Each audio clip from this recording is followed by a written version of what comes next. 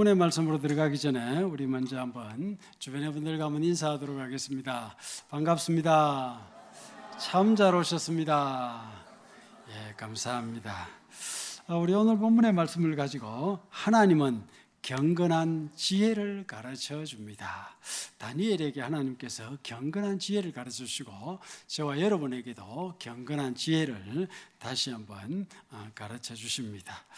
본문의 말씀 배경은 이렇습니다. 바벨론에 다니엘이 포로가 되었습니다. 젊을 때 바벨론이 유다를 정복하게 되면서 다니엘이 왕족으로서 포로로 잡혀가게 되지요. 그러다가 어릴 때 포로로 잡혀갔다가 아마도 20대 후반이나 30대에 총리가 되었지 않겠는가 여겨집니다. 그러다가 이 총리를 은퇴하고 나서 이제 노년이 되었습니다. 노년이 되었을 때에 특별하게 다시 나라가 망한다는 그런 예언을 이제 받게도 되고, 그러면서 다니엘이 다시 나라가 망하기 하루 이틀 전에 다시 총리가 되지요. 옛날에 총리였다가 은퇴했다가 나중에 다시 총리가 된데 그 다음날 거의 나라가 망하게 되지요. 그래서 메데 파사 곧 고레스가 이 바벨론을 정복한 후에 가만히 보니까 메데 파사 페르시아가 이 바벨론을 정복할 것이라고 예언을 했다고 여겨지는 이 다니엘이 총리니까, 그러면은 이 바벨론에서도 신임을 받는 사람이고 이 페르시아에서 볼 때에도 이 다니엘이 총리가 되어서 문제가 될 것이 없으니까 복속하는 입장에서 총리로 삼게 되지요. 물론 페르시아의 역사를 보면은 총리가 우리나라 요즘 시대처럼 1인 총리 시대가 아니고 보통 한 7인 총리, 그 다음 또 3인 총리, 그렇게 해가지고 7인과 3인이 연합하여 의논하고 결정을 하는 그런 통치 방식이었다고 여겨집니다. 요즘 총리처럼 1인이 장관들 위에 있는 것이 아니고 7인, 3인 이런 스타일이었지요. 그래서 이제 총리로 있는 중에서 그 가운데서 처음에는 다리오가 섭정왕이었다가 그 다음에는 고레스가 실질왕으로 등극하게 되지요. 그리고 이 고레스가 그 바벨론 시대에 복속된 나라들의 포로들을 본국으로 보내주면서 특별히 유대인들을 보내주고, 유대인들을 돌아가게 할 때에는 특혜를 여러 가지로 주게 되지요. 첫째, 성전 건축에도 된다. 그리고 성전 기구와 여러 가지 또한 후원을 하게 되었습니다. 그렇게 되다 보니까 유다로 돌아가서 이제 성전을 짓고 하나님을 섬기며 살려고 했는데, 주변에 있는 그 민족들, 유대 나라가 없어진 상황에서 주변에 있던 모압과 암몬과 에돔과 아라비아와 같은 나라들의 사람들이 이 유대인을 시기하고 질투하고 공격하고 성전 건축을 해방하게 됩니다. 그러다 보니까 여러 가지 어려움이 있다는 소식을 바벨론을 넘어서 이제는 페르시아가 된 그곳에 있는 이 다니엘에게도 그 소식이 들렸고, 그 소식을 들은 다니엘이 슬퍼하며 금식 기도하였고, 금식 기도 21일 후에 24일째 되는 날 하나님이 특별한 천사를 보내셔서 다니엘에게 유대 나라와 그 근동 미래를 알려주게 됩니다. 그래서 다니엘 10장은 그 미래를 간략하게 설명을 하였고, 11장은 세밀하게 설명하였고, 12장은 다시 한번 결론을 말씀을 하게 됩니다. 다시 말하면 이런 일을 통하여 10장, 11장, 12장을 통하여 하나님께서는 경건한 지혜를 다니엘에게 가르쳐 주고자 하셨습니다. 이것은 오늘 우리에게도 하나님께서 동일하게 경건한 지혜를 가르쳐 주고자 하십니다. 자, 경건한 지혜 첫 번째로 우리가 볼 것은 영원하신 하나님 의지하는 것이 경건한 지혜입니다. 저를 한번 따라 하시기 바랍니다. 영원하신 하나님 의지하는 것이 경건한 지혜입니다. 예, 우리 18절과 19절을 한번 읽겠습니다. 그 후에 그가 그의 얼굴을 바닷가로 돌려 많이 점령할 것이나 한 장군이 나타나 그의 정복을 그치게 하고 그 수치를 그에게로 돌릴 것이므로 그가 드디어 그 얼굴을 돌려 자기 땅 산성들로 향할 것이나 거쳐 넘어지고 다시는 보이지 아니하리라. 아멘. 1절에서 2절에서 18절까지의 말씀을 19절까지의 말씀을 가만히 요약해 보면은 복잡하게 설명이 아니라 딱 단순하게 설명하면 이렇습니다. 다니엘 시대는 바벨론 시대입니다. 이 바벨론을 메데 파사 고레스가 점령한다, 정복한다는 것입니다. 이 메데 파사가 이제 바벨론을 정복하고 나서 번성하고 융성해집니다. 그때에 이 메데 파사 페르시아의 후손들이 헬라를 공격을 반복하여 합니다. 1차, 2차, 3차 공격을 하는데 공격이 다 실패합니다. 물론 나중에 한 번은 부분적으로 성공하지만은 더 유럽을 향한 공격을 실패를 하게 됩니다. 그런데 그 후에 헬라의 한 왕이, 뛰어난 왕이 나타나서 이 페르시아 바사 제국을 정복하게 됩니다. 거기서 끝나면 좋았는데 이 제국이 또 번성했습니다. 그래서 여기도 정복하고 저기도 정복하는데 결국은 그 다음에는 로마가 일어났다. 오늘 본문 우리가 읽은 18절에 한 장군이 나타난다라는 것은 로마의 한 장군이 이 헬라의 정복을 거치게 되고 헬라를 차지하게 되고 로마 시대가 온다는 것입니다. 그러니까 나라가 계속 바뀌죠. 그렇죠? 제국 바벨론, 그 다음에는 메데파사, 그 다음에는 헬라, 그 다음에는 로마, 이렇게 계속 바뀐다. 한 나라 제국은 보통 한 100년에서 200년 생존하고 무너지고 무너지는 것이 우리 세계 역사 가운데 있지 않습니까? 이게 계속 변한다는 것입니다. 이렇게 변하고 변하는 세상에서 신앙을 지키는 사람들이, 중심이 흔들리는 사람들이 있다. 이것을 하나님께서 가르쳐 주십니다. 자, 중심이 흔들리는 사람이 어떤 사람이냐? 14절 말씀을 읽어보겠습니다. 그때에 여러 사람이 일어나서 남방왕을 칠 것이요 내 백성 중에서도 포악한 자가 스스로 높아져서 환상을 이루려 할 것이나 그들이 도리어 걸러 넘어지리라. 아멘. 다니엘 시대에는 바벨론 시대와 바사 시대였는데 이 바사가 융성하다가 헬라의 정복을 당하게 되지요. 그 헬라가 정복할 때 누가 정복합니까? 우리가 잘 아는 역사에서 알고 있는 알렉산더 대왕이죠. 알렉산더가 이 페르시아를 정복하게 됩니다. 그런데 이 알렉산더가 갑자기 죽게 되지요. 갑자기 죽고 나서 나라가 넷으로 나누어지게 되지요. 이 넷으로 나누어져서 이 네 나라가 치고받고 싸우다가 둘로 나누어지게 됩니다. 둘이 됩니다.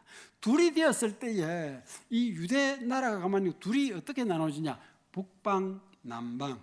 북방왕 셀루쿠스, 남방왕 톨레미. 그래서 북방은 시리아, 남방은 애굽. 이렇게 나누어진다는 말입니다. 이 둘이 싸우는 것을 가만히 보니까 북방 시리아 쪽에서 애굽을 정복하려면 어떻게 해야 되겠습니까?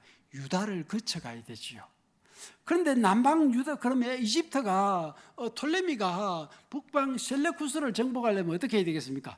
또 유다를 거친다는 말입니다. 그러니까 유다는 가만히 앉아서 내려와도 밟히고 올라가도 밟히고. 그런데 유다가 딱 보니까 이 북방 이 셀레쿠스 세력이 더 센 것 같다. 여기 이길 것 같네. 그럼 우리 북방 셀레쿠스 편하자. 이렇게 되었다는 말입니다.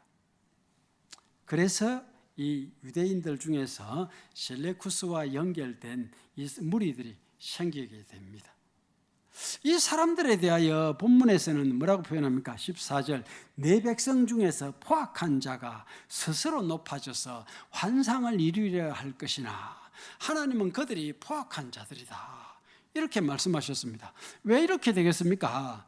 셀레쿠스나 이 톨레미나 다시 말해 시리아나 이집트를 지배하고 있는 상층부 주도 세력은 알렉산더 대왕 휘하에 있던 군인들이고 그와 연결된 헬라인들입니다. 우리가 역사에서 보면은 그리스 로마 신화 뭐 이런 표현 들어보셨죠? 그죠? 그런 책들도 우리가 젊을 때 보지 않습니까? 다 신, 많은 신들이 있다는 말입니다. 이 이스라엘 유대인들은 어떤 신을 섬깁니까? 유일신. 그런데 이 헬람 문화가 들어오면은 이 유일신이 훼손된다는 말입니다. 이 헬람 문화에서는 신전에 신을 제우스도 섬기고 뭐 여러 가지 신들을 쭉 만들 수 있죠, 그죠? 신들을 신상을 놓을 수 있죠, 그죠? 그런데 이 유일신 신앙 하나님의 성전에는 그런 신상을 하나도 만들 수 없습니다. 그런데 이 문화를 가지고 오면 여기도 그런 신들을 만들어 두어야 된다는 말입니다. 그러니까 하나님께서 이들에게 대한 포악한 자들, 하나님을 버린 자들, 우상을 가지고 들어오는 자들이라는 말입니다. 그래서 이들에 대하여 신앙의 중심이 흔들린 이들은 결국 걸려 넘어진다, 이렇게 말씀하셨습니다. 자, 여기서 저를 한번 따라 하시기 바랍니다. 하나님 중심, 성경 중심, 교회 중심이 우리의 신앙입니다. 그렇습니다. 우리는 하나님, 유일하신 하나님, 하나님의 유일한 말씀, 하나님이 귀히 여기시는 유일한 교회가 중요한 신앙의 바탕이라는 말입니다. 그런데 다른 것 데리고 옵니다. 이것도 가지고 오고 저것도 가져오고, 저 나라가 번성하고 잘 살고, 이게 문제였다는 말입니다. 그래서 이건 어떤 경우에도 흔들리면 안 된다. 경건한 신앙은 어떤 경우에도 중심이 흔들리면 안 된다. 옷을 갈아입기도 하고 신발을 바꿀 수도 있지만도 하나님 중심, 성경 중심, 교회 중심이 흔들리면 안 된다는 말입니다. 1979년도에 이란 팔레비 왕가가 망명을 했다고 하지요. 그 당시에 제가 고등학교 시절이었지 싶습니다. 그래서 그 TV에서 팔레비 왕가가 망명 비행기 타는 그 장면이 지금 기억이 납니다. 그 당시에 이 팔레비 왕가가 그 호메이니의 그 이슬람 세력들이 반정부 시위를 격렬하게 하면서 결국은 왕가가 떠나게 되지요. 망명을 하게 되는데, 그 당시에 군인들이 도열해서 왕가가 떠나는 그 비행기를 공항에 쫙 도열해가지고 마지막 격려를 하면서 우리 충성합니다, 우리 왕에게 충성합니다, 그런 충성의 그 모습을 보기도 했습니다. 결국은 그 팔레비 왕가가 떠나서 유리하다가 왕은 죽고 왕세자만 지금 그 후손들만 남아 있다고 하지요.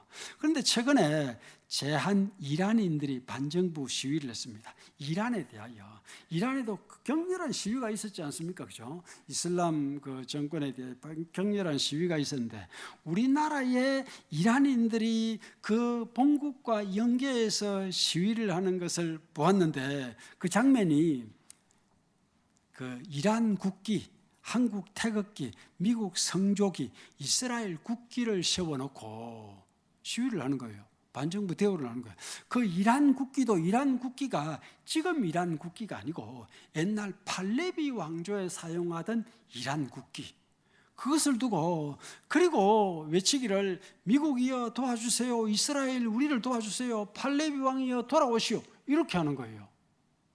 제가 참 그 난감, 뭐랄까, 이게 좀 생각에 멘붕이 왔달까요. 아니, 저 사람들이 미국 도와달라고, 이스라엘 도와달라고. 그래서 그 유튜브에 그 사회자가 물었습니다. 아니, 미국이 폭탄을 터뜨리고 이스라엘이 폭탄을 터뜨리잖아. 그런데 도와달라고, 그 미국 이스라엘 폭탄 터뜨리는 거 괜찮다고? 아니, 지금 우리의 희생을 볼 때에는 그건 어쩔 수 없는 선택입니다. 그렇게 이야기하는 거예요. 그러면서 하는 이야기가 지금 현재 뉴스로 한국에서 나오기는 그 반정부 시위에서 시위대가 그 혁명 수비대의 총알에 한 2,000명이 죽었다고 하는데, 실질적으로 이란인들이 생각할 때는 최소 6만 명이 죽었다, 그렇게 표현하는 거예요. 그러니까 이렇게 많은 사람이 무차별로 죽은 자만 그렇다면 부상된 자가 얼마나 많겠습니까? 그러니까 이건 이제는 더 이상 다른 방법이 없다. 미국이 폭탄을 터뜨리는 그것도 감사하고, 이스라엘이 미사일을 터뜨리는 그것도 감사하다. 우리에게는 그것밖에 희망이 없다, 그렇게 표현하는 거예요. 그런데 또 놀라운 것은 2026년 1월 19일 날 전 이란 팔레비 왕세자가 그 인터뷰를 하면서 이렇게 말했습니다. 우리 이란이 한국처럼 될 수 있었는데 북한처럼 되었다. 물론 한국말로 한 건 아닙니다. 그렇게 말했다는 말입니다. 참 안타까운 이야기 아닙니까? 그런데 가만히 한번 생각해 주십시오. 우리 대한민국의 현재가 그럼 저절로 되었습니까? 아니지요. 해방 후 남노당과 그 예하 세력이 공산주의 운동을 얼마나 격렬하게 했습니까? 그래서 어떤 분들은 말하기를 6대4, 7대3 그 공산주의를 향한 사람들이 더 많았다, 그렇게 말하지 않습니까? 그럼에도 불구하고 자유민주 복음주의자들이 격돌했고 결국은 극복했고, 그런 선택이 한 번으로 끝났습니까? 아니지요. 계속하여 오늘까지 우리나라가 계속하여 혼란을 계속 경험하게 되지 않습니까? 어려움과 혼란을 계속하여 겪었습니다. 선택, 한 번의 선택이 단순한 10년이 아닙니다. 꾸준한 선택, 반복되는 선택, 흔들리지 않는 선택, 자유민주 복음을 향한 흔들리지 않는 선택이 오늘 우리 민족, 우리 나라를 이끌어왔다는 말입니다. 우리 영적 세계에서도 마찬가지라는 말입니다. 자, 우리 영적 세계에서 우리의 선택을 한번 봅시다. 이사야서 40장 6절, 베드로전서 1장 23절 같이 읽겠습니다. 말하는 자의 소리여 이르되 외치라. 대답하되 내가 무엇이라 외치리이까 하니 이르되 모든 육체는 풀이요 그의 모든 아름다움은 들의 꽃과 같으니 풀은 마르고 꽃은 시듬은 여호와의 기운이 그 위에 불미라.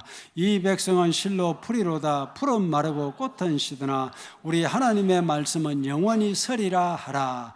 너희가 거듭난 것은 썩어질 씨로 된 것이 아니요 썩지 아니할 씨로 된 것이니 살아있고 항상 있는 하나님의 말씀으로 되었느니라.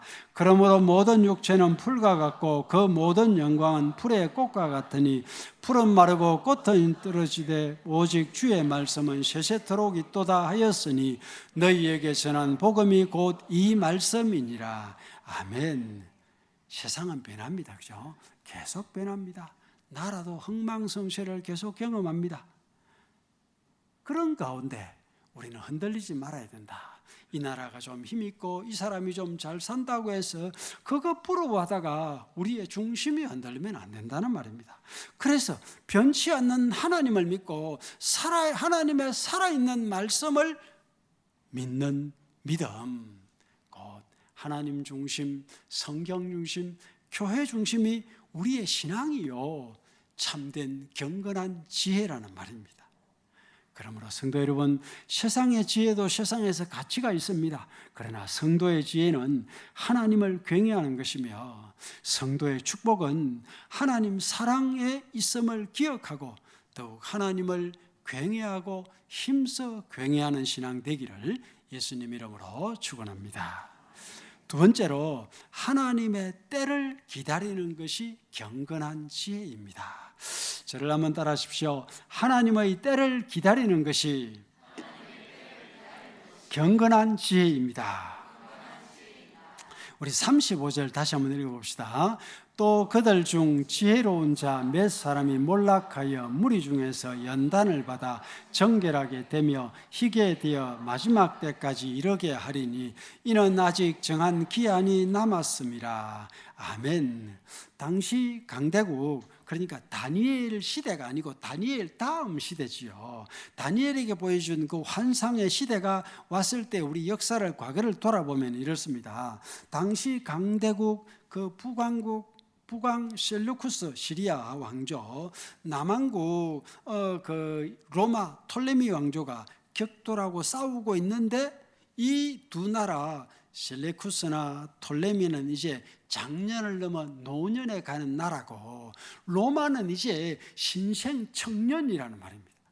그래서 이 두 나라가 싸우면서 로마가 들어오니까 이 북왕국이 남왕국보다 힘이 있다고 하지만은도 이 로마는 청년이라, 그러니까 이게 감당하기 좀 힘들어.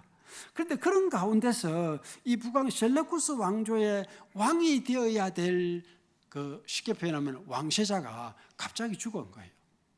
그 아버지 왕이 죽었는데 이제 즉위를 해야 되는데 갑자기 죽은 거예요. 그러니까 아버지도 죽고 아들도 죽고 그러면 그 손자가 이제는 왕이 되어야 되는데 우리나라 세조 같은 그 삼촌이 가만히 생각해 보니까 이 자리에 이 어린 조카를 왕으로 세울 것이 아니고 내가 왕이 되어야 되겠다. 어떻게 왕이 되지? 우리가 지금 저 로마와 싸우는데 로마가 힘이 세잖아. 로마와 격돌하는 게 어려우니까 이 왕자를 로마에게 인질로 보내고, 그래서 로마에게 우리 당신들과 잘 지내봅시다. 우리가 당신 밑에서 말 들을게. 그래서 인질로 보내고 자기가 왕이 되었다는 말입니다. 그래서 본문에서는 이 사람에 대하여 성경 14절입니까? 우리 앞쪽에 보면은 32절에 보면은 이 왕에 대하여 여러 가지로 표현을 하게 됩니다. 32절이 아니고 그냥 넘어가겠습니다. 하여튼 이 왕에 대하여 조카를 보내고 이 왕이 된 이 삼촌에 대하여 비열한, 비천한 사람이 왕이 되었다. 비열한 꾀로 왕이 되었다는 말입니다. 그래서 비열한 꾀로 왕이 된 안티오쿠스의 비판에서는 이제 유다를 정복하고 유다의 성전을 약탈하고 그가 대제사장 메넬라우스를 대제사장으로 임명하게 됩니다. 그리고 나서 이제는 헬라, 우리 문화를 받아들이라. 그러니까 이 메넬라우스도 이제 그래, 그거 좋지. 헬라 문화 받아들이자. 그래서 헬라 문화를 받아들이기 시작했다는 말입니다. 그래서 이 메넬라우스와 같은 사람을 성경은 포악하고 흉악한 자들이라고 표현했습니다. 그런데 이런 포악하고 흉악한 자, 헬라화 하면서 그 기존의 그 성경 중심의 문화를, 성전 중심의 문화를 이렇게 저렇게 왜곡시키고 파괴하게 되니까 그 당시에 경건한 자들이 들고 일어났습니다. 쉽게 표현하면 경건한 자들이, 지혜로운 자들이 일어서서 아니야, 우리는 하나님 중심, 성경 중심, 성전 중심, 이거 흔들리면 안 돼. 이렇게 하다 보니까 어떻게 됐냐? 그들에게 잡혀서 죽기도 하고 고난을 많이 당하게 되었습니다. 그래서 35절에서는 지혜로운 자 몇 사람이 몰락하여 죽음까지 당하게 되고 핍박을 많이 당하게 되었다는 말입니다. 그리고 또 거기에서 그럼 고난이 끝쳤느냐? 끝이지 않았습니다. 고난이 계속되고 핍박이 계속되니까 힘들었다는 말입니다. 다시 말하면 우리가 쉽게 생각하면 우리 성도들이 흔히 그렇게 생각하지 않습니까? 내가 교회 생활 열심히 했는데 내가 왜 이렇게 갑자기 병이 걸렸지? 아니 내가 신앙생활 열심히 했는데 주일 성수도 하고 11조도 열심히 했는데 내가 왜 이렇게 갑자기 사기를 당해서 가난해졌지? 하나님 나를 버리셨는가? 그렇게 말하는 분들이 들어 있다는 말입니다. 그와 비슷한 다른 것들도 있죠, 그죠? 내가 열심히 했는데 하나님 왜 이래? 이렇게 하더라는 말입니다. 내가 지금까지 신앙생활한 것이 헛수고 같이 여겨지고 내가 지금까지 사랑하고 섬긴 것이 아무것도 아닌 것처럼 내가 왜 이래? 하나님 날 버리셨어? 나에게 벌 주셨어? 내가 무슨 죄가 있어? 이런 경우가 생긴다는 말입니다. 여러분 그런 경우 없습니까? 없으시군요. 신앙생활을 하다 보면 그런 경우가 생깁니다. 그런데 이런 경우에 대해서 본문 35절에서는 뭐라고 말씀했습니까? 무리 중에서 연단을 받아 정결하게 되며 희게 되어 지혜로운 자들, 경건한 자들의 수고가 헛수고처럼 죽기도 하고 핍박을 계속 당하는데 그건 이유가 있다. 그것을 통하여 하나님이 연단시키시고 정결케 하시고 마지막 때까지 이르게, 다시 말하면 아직 기한이 남았다. 하나님의 때가 아직 안 왔다. 하나님의 때가 올 거야. 그때까지 씨름하며 기다리자. 이렇게 말씀하고 있다는 말입니다. 우리 성경에 보면은 사도행전 13장부터 28장까지는 사도 바울의 전도 기록이 있지 않습니까? 그런데 그 이후에 18장 이후에 보면은 사도 바울이 성령의 감동인도 받아서 로마로 가게 됩니다. 로마로 가게 되는데 로마로 가는 과정이 바울은 죄수로 잡혀가지고 호송당해서 로마까지 가게 되지요. 바울 자신이 스스로 가려고 했고 성령님이 가라고 했고 그래서 호송되어서 가게 되지요. 그러면은 바울이 성령님이 로마에 가라고 해서 갔는데 로마에 가서 한 일이 무엇이겠습니까? 황제의 재판을 받는 것이었습니다. 재판이 뭡니까?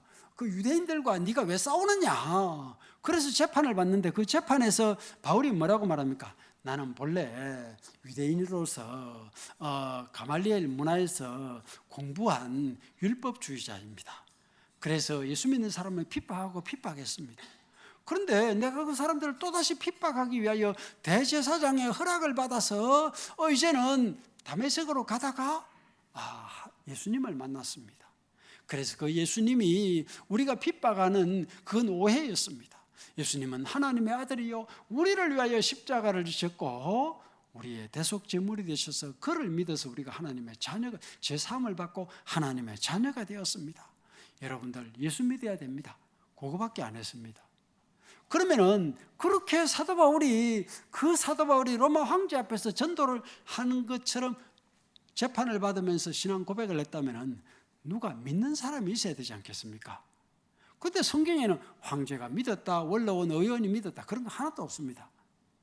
또한 그 감옥에 재판을 받기 전에는 집을 세를 내어 가지고 유대인들을 초청해서 많은 대화를 했습니다.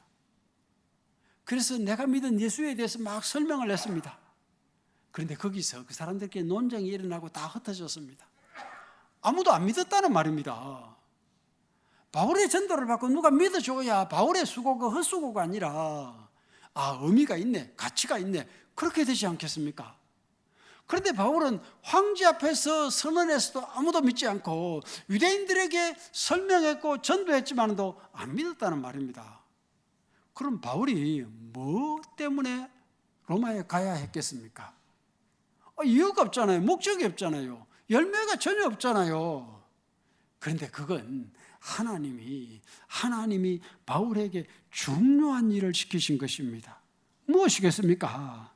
바울은 땅에서 예수 이름을 한 번 선언하고 두 번 선언하고 세 번 선언하고 땅에는 아직까지 아무것도 안 보이지만도 하늘에서 바울의 말을 통해 하늘에서 묶이기도 하고 풀리기도 하고 하늘 세계가 바뀌는 그 일을 바울이 시작했다는 말입니다. 바울이 시작했다는 말입니다. 우리 헛수고 같은 일이 많지요. 그런데 이 경건한 성도의 신앙은 결코 헛수고가 아닙니다. 결코 헛수고가 아니라는 말입니다. 지난주에도 제가 말씀을 드렸지요. 늦게 예수 믿는 분들을 보게 되면 그냥 예수 믿는 것이 아닙니다. 예수 믿는 거 그냥 믿는 것이 아닙니다. 누군가가 헛수고같이 기도를 해주고 또 기도해주고 또 기도해주고 또 헛수고같이 예수 믿어야 됩니다. 예수 믿어야 됩니다. 예수 믿어야 됩니다. 이게 반복이 되면서 하늘에 묶인 것이 풀리게 되고 풀린 것이 묶이게 되고 하늘 세계가 바뀌기 시작하고 그래서 세월이 가게 되면은 믿음의 분량이 채워지고 은혜의 분량이 채워지면은 이제 하늘 문이 열리기 시작하는 것이요. 교회 가야 되겠구나. 예수 믿어야 되겠구나. 많은 분들이 교회 오고 나서도 예수님 안 믿어집니다. 한참 걸립니다. 아직까지 분량이 필요하다는 말입니다. 주변에 헛수고 같은 분량이 필요하다는 말입니다. 다시 말하면 그 헛수고 같은 분량이 채워져야 하나님의 때가 온다는 것입니다. 그게 바로 우리가 읽은 35절 말씀이라는 말입니다. 특별히 이런 것을 제가 볼 때에는 그 임종이 가까운 부모님 전도하는 분들을 가만히 보면은 이게 이해가 더욱더 됩니다. 부모님이 젊었을 때 힘이 있을 때는 대부분 다 니나 가라 뭐 이렇게 표현되죠, 그죠? 나는 안 믿어. 내가 네 따라 천국 갈게. 그런 표현도 하시고. 하여튼 헛수고 같습니다. 그런데 임종 전에 오랫동안 기도를 해두고 전도를 해주신 분들은 임종 때에 그때에는 이제 육체의 혈기가 상당히 빠졌을 때는 받아들이게 됩니다. 그런데 받아들이고 내가 예수 믿을게 하고 영접 기도도 합니다. 그 다음 주에 가서 예수님 믿으시지요? 몰라. 이렇게 되는 거예요. 그게 왜 그렇겠습니까? 그게 틀렸다 맞다가 아니고 은혜의 분량이 필요합니다. 기도가 좀 더 필요하고 예배가 더 필요합니다. 한번 구주로 영접하고 나서 그 다음에 가면 대부분 다 바뀌어 있습니다. 돌아가 있습니다. 그런데 다시 가서 한 번 더 기도하고 한 번 더 예배하고 나면 이제 정상 신앙으로 돌아오는 경우가 대부분입니다. 거기에 대해서는 또 여러 가지 다음 기회에 말씀드리겠습니다만도 헛수고 같은 기도, 그게 쌓이고 하늘이 바뀌고 헛수고 같은 권고, 그것이 쌓이면서 하늘이 풀리고 헛수고가 아니라는 말입니다. 저를 한번 따라 하시기 바랍니다. 우리는 실망하지 말자. 우리는 실망하지 말자. 실망하지 않고 뭐 해야 되겠습니까? 기도하고 전도하고 경건에 힘쓰는 것입니다. 하나도 땅에 떨어지는 것이 아닙니다. 우리가 지금 보기에는 헛수고 같아도 시간이 필요합니다. 하나님의 때, 하나님의 때. 우리가 농사를 지어보면 알지 않습니까? 물론 저는 농사를 안 지어보았습니다. 씨앗을 뿌려보면 그죠? 그날 즉시 나는 씨앗이 있습니까? 잘 없지요. 추수가 되려면 한 계절은 적어도 지나야 되지 않습니까? 그죠? 우리의 경건의 씨름도 이와 같다는 말입니다. 자, 우리 말씀을 한번 읽어봅시다. 시편 119편 71절. 고난당한 것이 내게 유익이라. 이로 말미암아 내가 주의 율례를 배우게 되었나이다. 너는 말씀을 전파하라. 때를 얻든지 못 얻든지 항상 힘쓰라. 범사에 오래 참음과 가르침으로 경책하며 경계하며 권하라. 형제들아, 주의 이름으로 말한 선지자들을 고난과 오래 참음의 본으로 삼으라. 보라, 인내하는 자를 우리가 복되다 하나니 너희가 욥의 인내를 들었고 주께서 주신 결말을 보았거니와 주는 가장 자비하시고 긍휼히 여기시는 이시니라. 아멘. 우리가 당장에 고난당해도 그건 손해가 아닙니다. 유익입니다. 하나님의 때가 올 때까지 우리는 배우고 연단받고 정결해지고 은혜의 분량을 채우는 것이지요. 그래서 너는 말씀을 전파하라. 언제? 때를 얻든지 못 얻든지 항상 힘쓰라. 그게 쌓이는 것이요. 그게 조금 쌓이는 것입니다. 그래서 고난, 이 믿음의 선진들, 선지자들도 그런 과정을 다 거쳤습니다. 특별히 고난의 결과를 우리 욥을 통하여 대표적으로 보지 않습니까? 욥의 그 고난, 그거 헛수고 같지만도 나중에 보니까 하나님이 다 쌓아두시고 계산해 주시더라. 어떻게? 갑절로. 그렇습니다. 세상에는 북방왕 안티오코스 에피파네스와 같은 비열한 자들도 많습니다. 우리의 신앙을 흔들려고 합니다. 뿐만이 아닙니다. 중심이 흔들린 대제사장 메넬리우스와 같이 흉악한 자들도 많습니다. 아니, 신앙인이 안 믿는 사람들보다 더한 그런 일을 하게 되더라는 말입니다. 곧 급변하는 세상의 힘을 지나치게 의지하거나 고난을 피하려 하다가 중심이 흔들리지 않도록 우리는 조심해야 됩니다.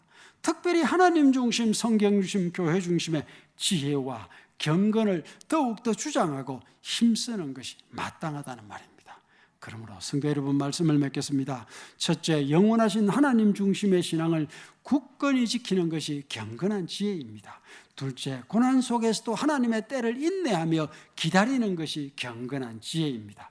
셋째, 비열한 자들과 신앙 중심이 흔들린 자들의 공격에도 경건한 지혜를 지키며 우리 하나님의 때를 기다리는 우리 모든 성도 되시기를 예수님 이름으로 축원합니다.